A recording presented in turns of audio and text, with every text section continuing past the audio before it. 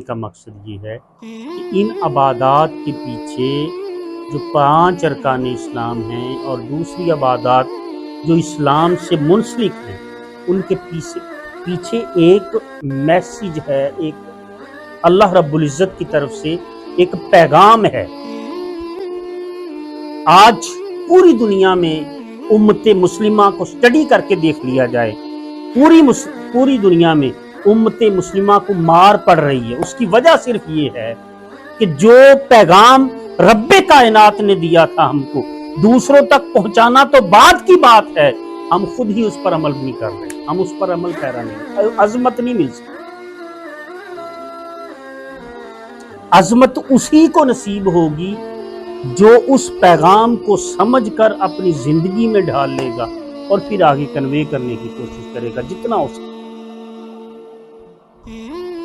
اللہ